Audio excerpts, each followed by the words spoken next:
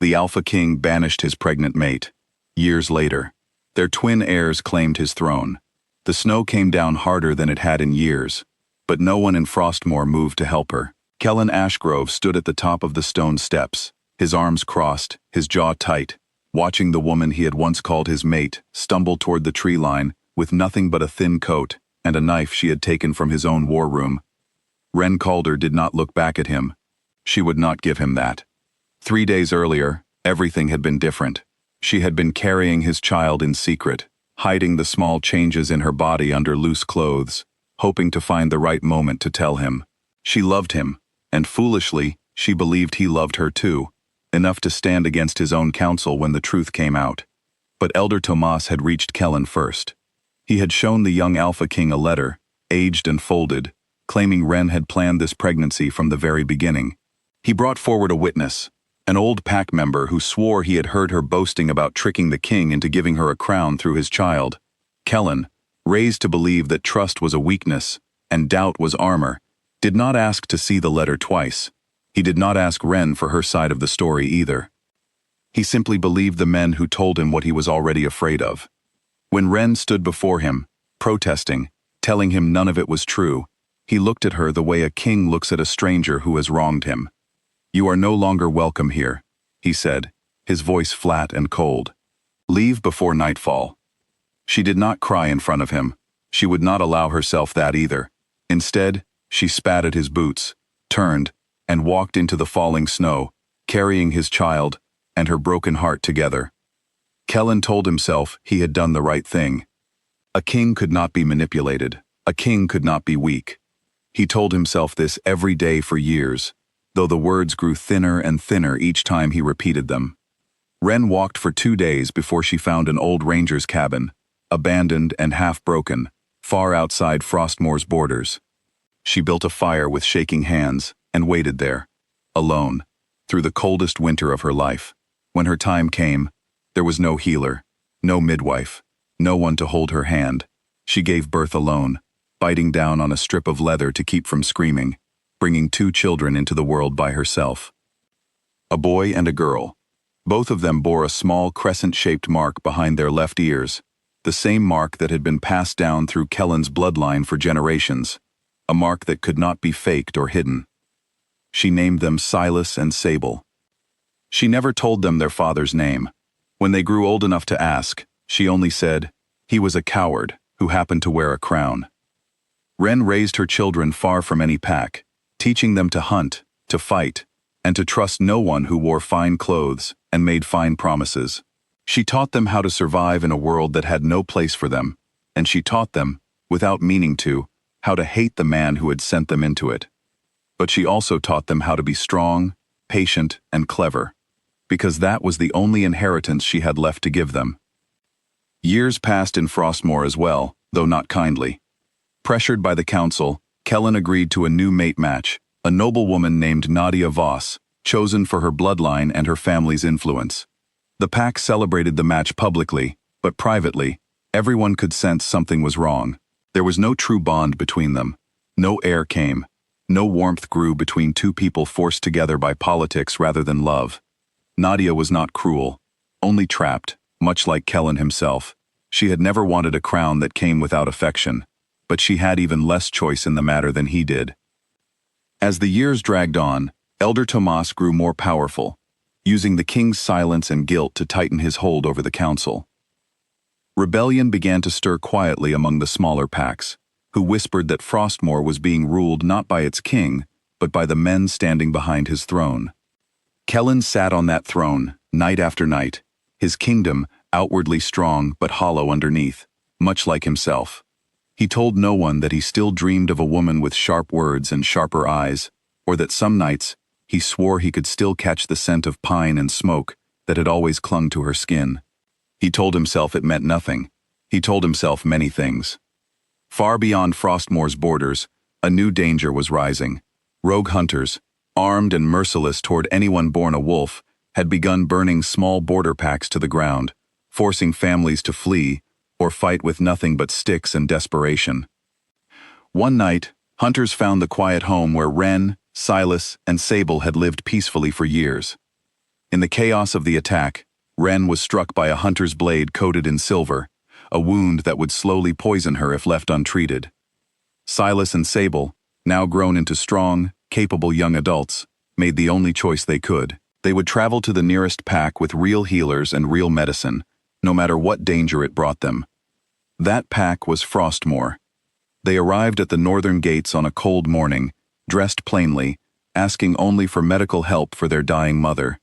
The guards, suspicious of strangers, brought them before the council instead of turning them away, mostly out of curiosity about the two unfamiliar wolves who carried themselves with unusual confidence.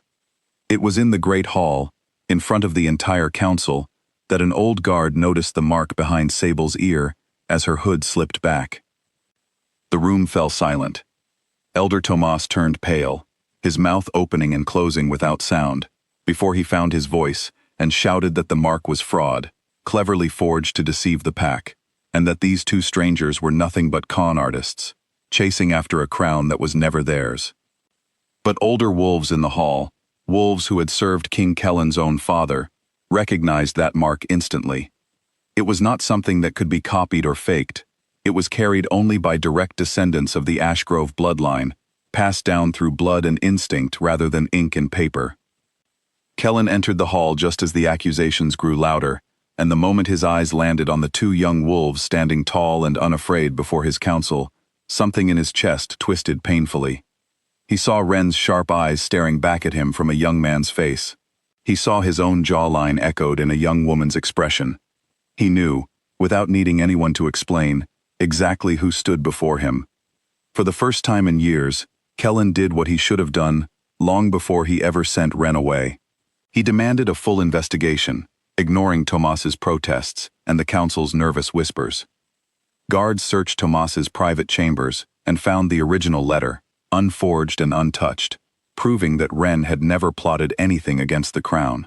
They found records of payments made secretly to the old witness who had lied years earlier, an elderly man who, when finally questioned again, broke down and confessed everything out of guilt that had eaten at him for years. The truth, once buried under fear and pride, came apart easily once someone finally cared enough to look for it. Kellan felt the weight of it crash over him all at once. He had sent away an innocent woman carrying his children because he had been too afraid to question the men whispering in his ear. He had let years pass, let his own kingdom rot quietly from the inside, all because he refused to trust the one person who had never lied to him. He ordered his fastest riders to find Wren immediately and bring back whatever healers were needed to save her life. Days later, Wren was carried into Frostmoor on a stretcher, pale and weak from the poison slowly working through her, but very much alive. The healers worked quickly, using rare herbs kept specifically for silver wounds, and within a week, her strength began to return. She woke to find her children safe, and to find Kellan sitting quietly by her bedside, looking older than she remembered, guilt written plainly across his face. She did not smile at him. She did not forgive him instantly either. "You look terrible," she said instead, her voice rough but familiar, dry humor intact even after everything. "I deserve worse than terrible," he answered quietly. She looked away from him, out toward the window, saying nothing for a long moment. "You don't get to feel sorry for yourself in front of me. Not after this." He nodded, accepting the words without argument, because he knew she was right. Meanwhile, before the full council, Silas and Sable made their position clear. They had not come seeking a crown, nor did they care much for titles or thrones. They had only come to save their mother's life. But once the truth of their birth became known, Frostmoor's own ancient laws left little room for debate. According to the oldest pack law, if a mate was banished unjustly, any children born from that bond held full and rightful claim to succession, regardless of how many years had passed. Tomas, exposed as the true architect of years of suffering, was stripped of his title, his rank, and eventually his place within the pack entirely, cast out to face the world without the protection he had always hidden behind. Nadia, freed from a bond that had never truly existed, was allowed to return to her own family with dignity intact, relieved more than anything to finally be free of a crown she had never wanted for herself. Kellan knelt before his own children in the great hall, not as a king addressing subjects, but as a father, facing two people he had failed before they ever had the chance to know him. "I cannot undo what I did," he said honestly, his voice steady despite the weight of the moment. "But I will spend every day trying to be worthy of the family I almost lost." Silas studied his father carefully before speaking. "We didn't come here for you," he said plainly. "We came for her. If you want any place in our lives, you will have to earn it, the same way anyone else would." Sable added nothing further, only nodded in agreement, standing firmly beside her brother. It was not forgiveness, not yet, but it was a door left slightly open, which was more than Kellan had any right to expect. Slowly, over the following months, Kellan proved himself, not through grand gestures or royal decrees, but through small, consistent actions. He listened more than he spoke. He asked questions before making decisions. He visited Wren daily, not to demand anything from her, but simply to sit with her, to learn who she had become in the years he had missed. Wren remained cautious, protective of the peace she had built for her children, unwilling to hand her trust back easily. But she noticed, in time, that the man before her was trying in ways the boy she once loved never had. The kingdom of Frostmoor slowly began to heal as well, no longer ruled by fear or manipulation, but guided by a king who had finally learned the cost of blind trust in the wrong people, and by two heirs who had grown up strong, precisely because life had given them no other choice. The throne remained Kellan's, but only because his children allowed it to stay that way, and only because their mother agreed, cautiously, to remain close enough to make certain he never again forgot the lesson his exile had taught him. Some wounds took longer to heal than others, but for the first time in many years, Frostmoor's future did not feel hollow. It felt, finally, like it belonged to a family that had chosen, despite everything, to try again.